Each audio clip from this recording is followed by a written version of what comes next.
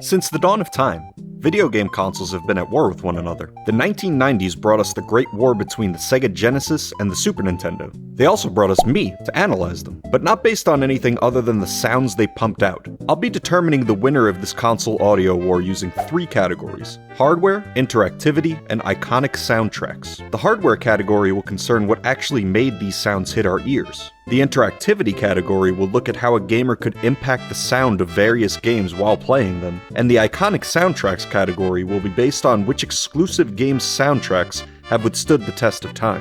The judgment of that will be based on a variety of things, but not my subjective opinions, or at least I'll try for that. This is also just considering the Genesis, not the CD or the 32X, as those were basically new consoles you slapped onto an old console. Let's kick things off with hardware. The Genesis was mostly an improvement on Sega's previous console, the Master System. It used that console's sound chip, the SN76496, that really rolls off the tongue, along with a new addition, the YM2612. Controlled by the sound controller CPU, the Z80, the SN76496 contained 3 square wave channels, as well as a noise channel. The YM2612 contained 6 FM or frequency modulation channels, the 6th of which could be exchanged for a DAC, digital to analog converter channel, to play samples, which was mostly used for percussion samples. The Z80 allowed for the 2 sound chips to share 8 big beautiful kilobytes of RAM, done through the Z80. So while you could technically mix in a few samples to output, or up the quality of a sample from the usual 8-bit 26 kHz, that RAM gonna fill up real quick, and the rights to the DAC will start to miss, resulting in yucky sounds. One hardware flaw of the Genesis is that the preamps on some older models actually resulted in some distortion because their gains were set too high, but Sega fixed this up later on. I actually think the distortion sounds kinda cool in some games. But anyway, overall, the Genesis is kind of like a souped up Sega Master System in terms of audio. The SNES took a very different route. It used 2 integrated units made by Sony, which is kinda funny to look back on nowadays. The SMP, which contained the SPC700 sound chip, and the DSP, the digital signal processor which could add effects like echo and spit the sound out. The SNES only used samples. No square wave generators or noise generators or anything. If you wanted noise, you sampled that noise and tossed it in there yourself. To handle all these samples, the 2 units shared 64 kilobytes of SRAM. One small advantage the SNES had on the Genesis was that, while the Genesis could only pan audio all the way to the left, all the way to the right, or dead center, the SNES could pan any way you wanted, like slightly to the left, or slightly to the right. Not that this mattered much on my little 1-speaker 8-inch CRTV that I accidentally punched a hole in one time. I lived in the Bronx, times were tough in the hood. Because of the very different sound production strategies employed, games that would release on both consoles would have big sound differences. One example is Super Street Fighter 2. Here's Ryu's stage on Genesis.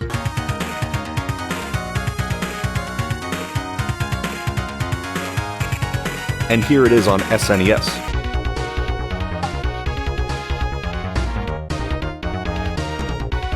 The samples on the SNES obviously blow the Genesis out of the water since that was its only source of sound playback, but when it comes to music, it's really a matter of taste. It might be a bit of a cop-out, but I'm going to give both of these consoles the point for hardware. They're 2 very different ways of accomplishing game sounds, but the results are mainly up to personal preference. I almost wanted to give the point to SNES for the innovation and the panning stuff, but the Genesis is such an improvement over previous hardware that it's a tie in my eyes, which rhymes. Now let's move on to interactivity. This can take the form of adaptive music, like a new layer of music being added to a song when you enter a new area, or actually taking part in simulated music making. A famous example the 2 consoles share is, again, Super Street Fighter 2. The stage music changes once one of the combatants gets to low health. This practice wasn't as big as it would become in later generations, but the SNES had some exclusive standouts.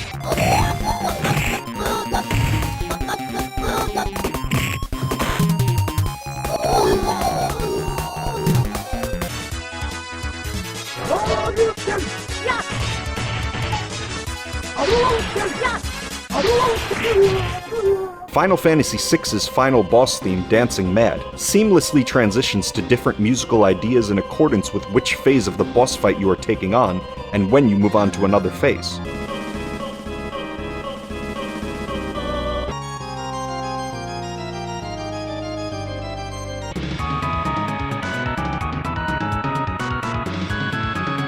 Phenomenal explanation of this by another YouTuber in the description below. There's also the famous Mario Paint Composer, which I spent more time in than the main paint section of the game. I didn't know anything about music theory when I first played this, but taking Mario symbols and mashing them together was such a good gateway into more complex stuff. People even made a computer-based version of this because it's so good. For these standouts, I gotta give the edge to the SNES here.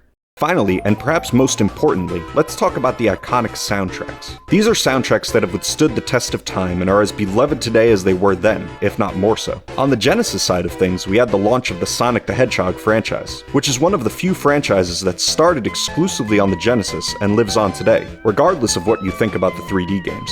Green Hill Zone, the first stage of the first Sonic game, has had its music used many times over in more modern games. Too much in my opinion, but hey, it's there.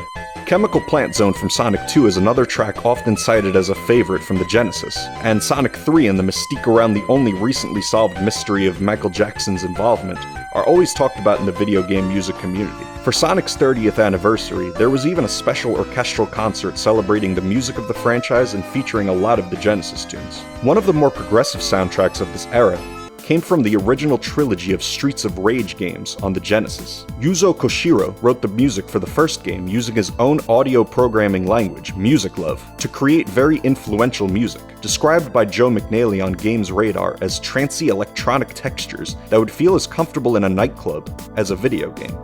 Motohiro Kawashima hopped on board with Koshiro for the second and third Streets of Rage games. The third game really pushed the envelope. Koshiro decided to write music on a PC-98 computer rather than on the PC-88 as before, which required him to write a new music generation program. That turned out to be the Automated Composing System, a program that generated musical patterns on its own, based on parameters and conditions that the composer submitted. Koshiro and Kawashima would then compile their favorite results into full-on compositions. The music isn't quite quote-unquote melodic, but there were a lot of easily recognizable motifs that listeners could latch onto. The music of Streets of Rage has influenced dubstep artists like Iconica and has been sampled in songs by artists like Childish Gambino. On the SNES side of things, we of course had the massive success of Super Mario World.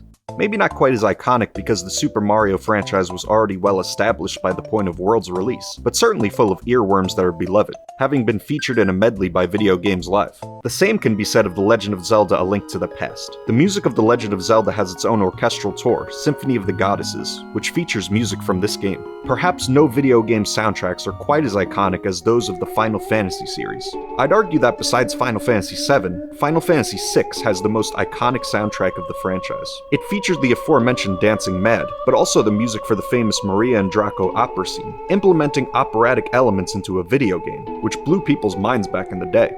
This has been performed live by multiple ensembles, most famously in the Distant Worlds music from Final Fantasy concert series, with operatic singers bringing life to these SNES characters. When I think of SNES music though, I mainly think of the Donkey Kong Country series. This one is iconic not only because of how great the music is considered to be, but because of how that music was made. As mentioned before, the SNES had a 64 kilobyte RAM limit on the sound card. Now the RAM could refresh itself and dump out what it didn't need at a certain point, like if it didn't need a certain sample for a certain level, but we're still talking about extremely limited storage. Technically, you could stream beautiful uncompressed 16-bit 32 kHz audio at 128 kbps, but then you'd have no room left for, well, the rest of the game. Heck, the largest SNES cartridges were 6 megabytes, roughly the same size as a standard 3-minute MP3 file you download today. So instead of having one sample for each piano key, for example, composers would get a sample of one piano key and stretch it or compress it to make other notes. These arduous kinds of practices, combined with the ambitious compositional goals of David Wise, resulted in some long, hard hours being put into the Donkey Kong Country soundtrack. Wise wanted to use wave synthesis. Wave synthesis is Korg's fancy title for concatenative synthesis, which basically consists of taking part of one waveform and mashing it against another part of another waveform, then taking that and mashing it against part of another waveform until you're all done. Now, the Super Nintendo couldn't do this process on its own, so David Wise had to take his Korg wave station, recreate every tiny waveform he wanted from it, and shove it into this text editor program called Brief, which took him 5 weeks. The results speak for themselves though, as they, in a way, circumvented the conventional limits of the SNES hardware to make beautiful ambient game music. Actually, the music you're hearing now was also implemented in a Childish Gambino song. I'm sensing a theme here. I sifted through many top game soundtrack lists online from the early days of the internet to the present. while Genesis exclusives would pop up a bit here and there, mainly Sonic and Streets of Rage. Nearly every time, iconic Nintendo and Square music from the SNES blew them out of the water. How much of this is based on individual games' popularities versus the love specifically for the music of those games isn't something we can quantify, but hey, you can only separate video game music from the video games so much. And the live settings that give these compositions platforms just skew in the SNES's favor. So point to SNES, winner SNES, game set match. Obviously I couldn't cover everything, or I could've but didn't feel like it, but those were what I found to be the major things for this topic. Anything big you think I missed? Yell at me in the comments, subscribe to the channel, and I'll catch you next time.